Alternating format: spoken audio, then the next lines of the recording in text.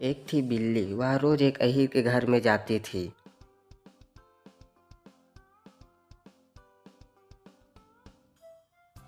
जब कोई ना होता तो घर में घुसकर मटकी में से घी खा जाती थी।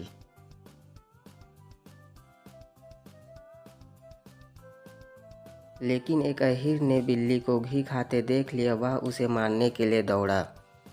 बिल्ली का मुंह और सिर दोनों मटकी में थे। बिल्ली को डर लगा, तुरंत वह एकदम दौड़ी। बिल्ली जल्दी से मटकी में से अपना सिर निकाल नहीं पाई, इसलिए मटकी उसके सिर में लटकी रही। दौड़ती दौड़ती बिल्ली एक पेड़ से टकरा गई। इससे मटकी तो फूट गई, लेकिन घाघरी बिल्ली के गले में ही रह गई। बिल्ली गले में घाघरी पहने आगे बढ़ी। रास्ते में उसे एक चिड़िया मिली।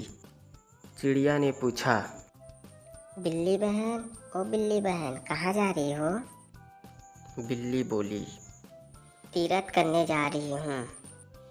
चिड़िया ने पूछा, गले में क्या पहनी हो? बिल्ली बोली, यह तो माला है।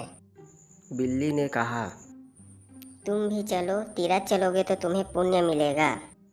चिड़िया ने पूछा, लेकिन तुम हमें मार कर खाओगे तो नहीं ना? बिल्ली बोली, नहीं नहीं, भला मैं तुम्हें कैसे मार सकती हूँ? मैं तो भक्तिन बन गई हूँ। देखो ना, मेरे गले में यह माला है और मैं तीरथ के लिए निकली हूँ। फिर तो चिड़िया बिल्ली के साथ चली गई। रास्ते में उन्हें एक चूहा मिला।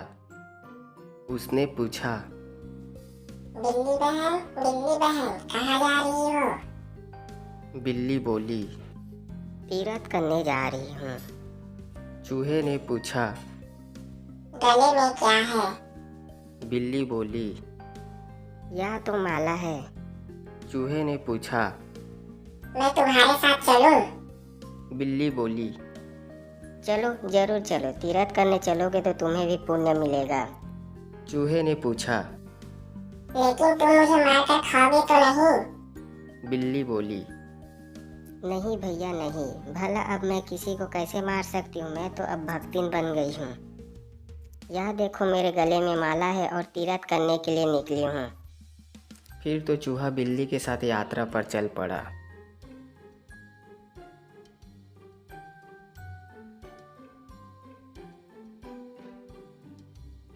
आगे बढ़ने पर रास्ते में बिल्ली को एक गिलहरी मिला। गिलहरी ने भी वही सवाल पूछे जो चिड़िया और चूहे ने पूछे थे। बिल्ली ने भी वही जवाब दिए जो चूहे और चिड़िया को दिए थे।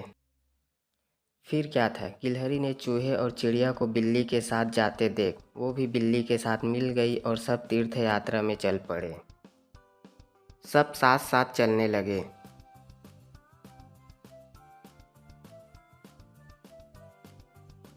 सब भगवान शंकर के मंदिर के पास पहुँचे।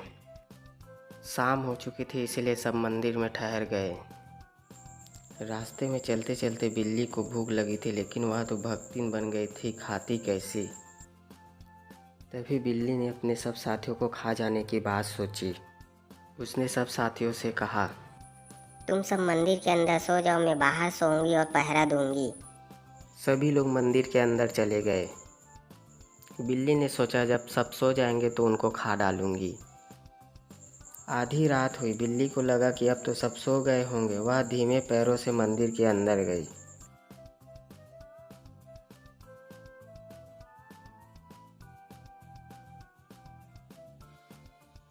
बिल्ली ने देखा तो सब सो रहे थे। बिल्ली ने सबको बारी बारी से खाना शुरू किया।